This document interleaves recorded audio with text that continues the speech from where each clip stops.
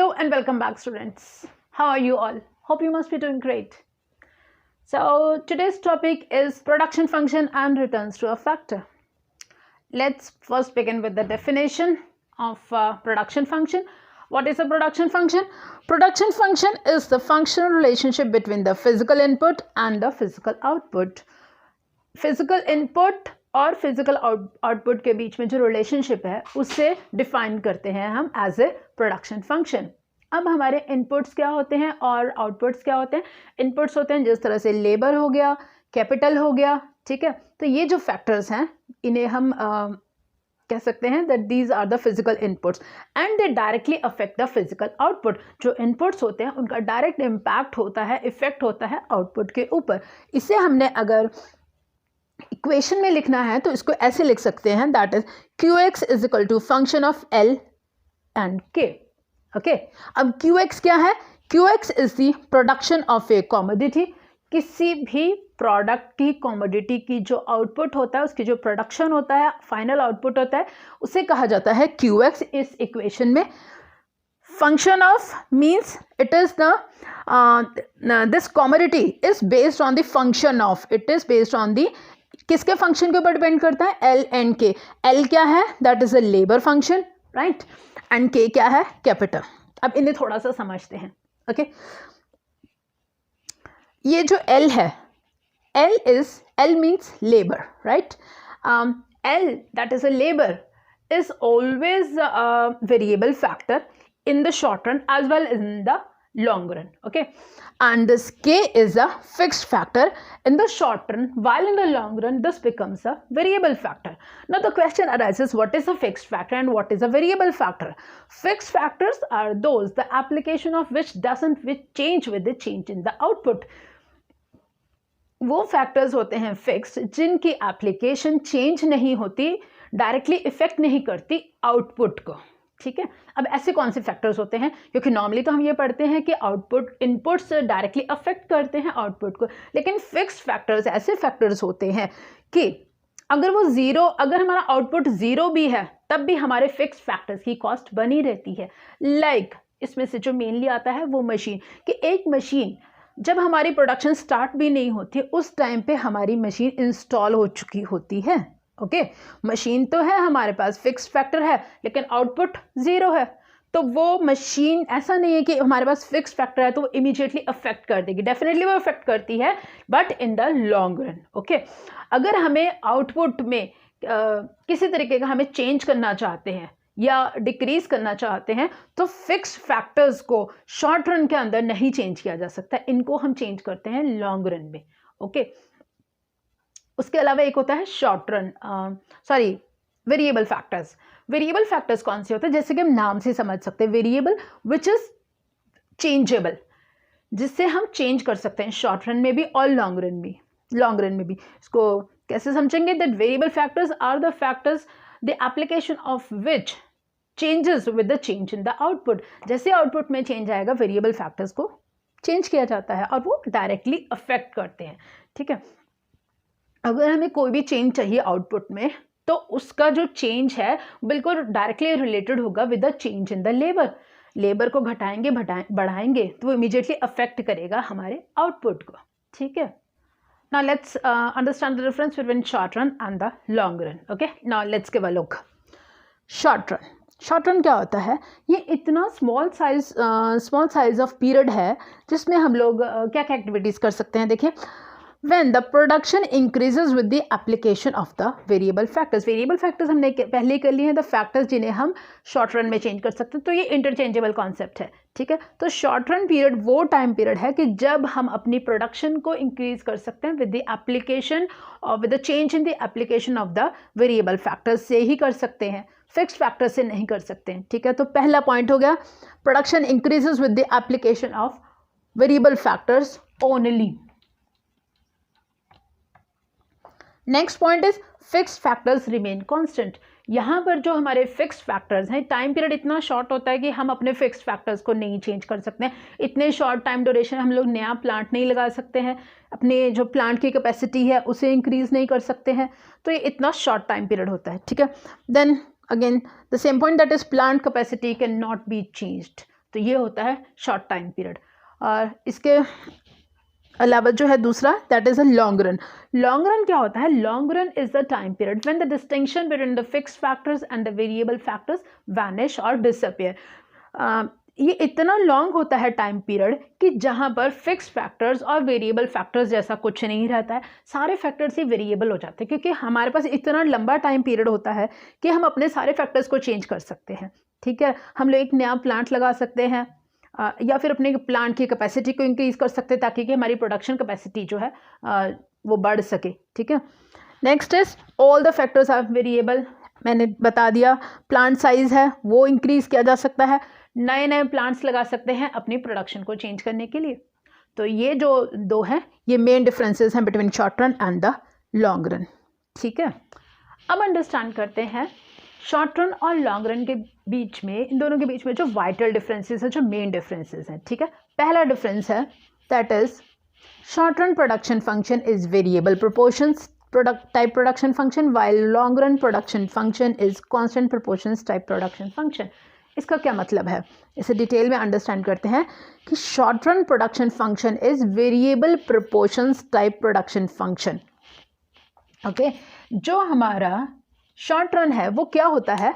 वो होता है वेरिएबल प्रोपोर्शंस। वेरिएबल प्रोपोर्शंस की वेरिएबल जिसमें कि हमारे वेरिएबल फैक्टर्स हैं वो चेंजेबल रहते हैं। जैसे हमने पहले भी स्टडी किया है कि जो हमारे वेरिएबल फैक्टर्स हैं वो शॉर्ट रन में चेंज होते रहेंगे। तो इसका मतलब क्या है?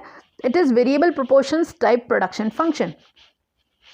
इसको कैसे समझेंगे कि देखिए, एक एग्जांपल लेते हैं। जिस तरह के, मान लीजिए क्योंकि प्रोडक्शन हो रही है, ठीक है, इसमें कैपिटल की 4 यूनिट्स लग रही हैं और जो हमारी लेबर है वो 5 यूनिट्स है, तो हमारी रेशो क्या होगी?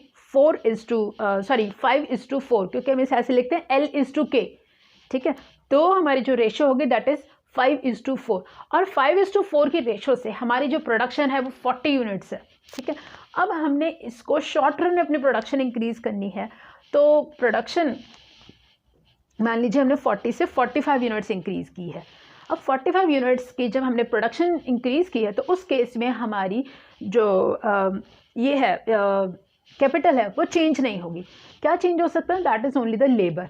तो यहाँ पर जो हमारी रेशो होगी वो क्या होगी? वो होगी 6:4।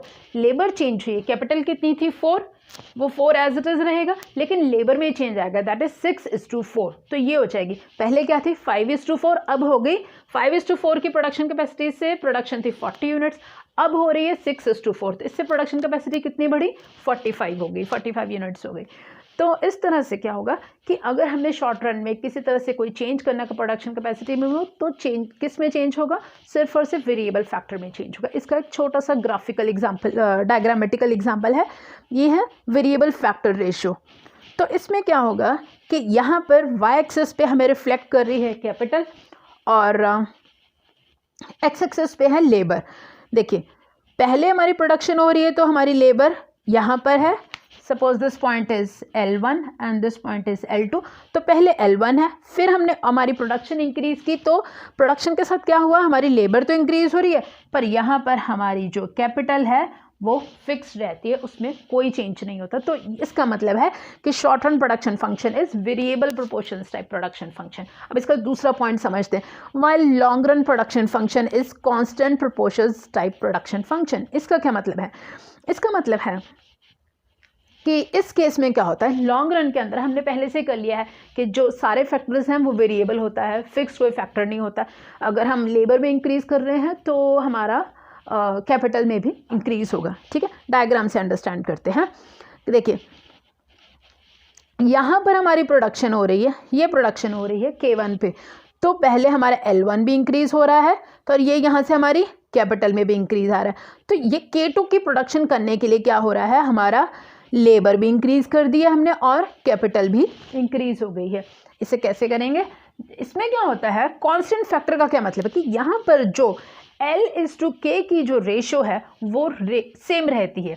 ठीक है, देखिए जैसे हमने पहले एग्जांपल ली थी उसी को लेते हैं कि L:K की रेशो है 5:4। 5:4, 5 units of labour with 4 units of capital, उससे हमारी प्रोडक्शन कैपेसिटी कितनी हुई? 40 यूनिट्स। अब अगर हमने लॉन्ग रन है, इसमें अगर हम अपनी प्रोडक्शन इंक्रीज करते हैं, मान लीजिए 80 यूनिट्स हो गई, तो इसमें हमारी L/K रेशो क्या होगी, 10:8। ठीक है, तो अल्टीमेटली जो हमारी फैक्टर रेशो है वो चेंज होगी। जैसे सपोज 5 पहले वाले में 5:4 है और नेक्स्ट टाइम क्या होगी, वो 10:8 होगी। तो वो अगेन अगर हम इसको कैलकुलेट करेंगे तो वो आएगा वही, दैट इज़ 5:4।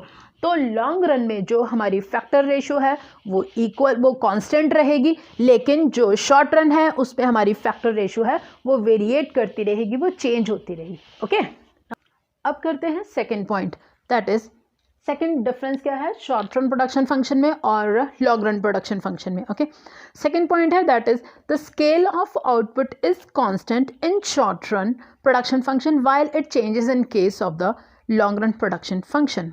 तो यहाँ पर किसे इंडिकेट कर रहे हैं इस डिफरेंस में, जो मेन जो हमारा इसमें एरिया ऑफ स्टडी है वो है स्केल ऑफ आउटपुट, कि जो स्केल ऑफ आउटपुट है वो शॉर्ट रन में कांस्टेंट रहता है while it changes in long run production function. अब स्केल ऑफ आउटपुट क्या होता है, scale of output means the production capacity और the size of the plant.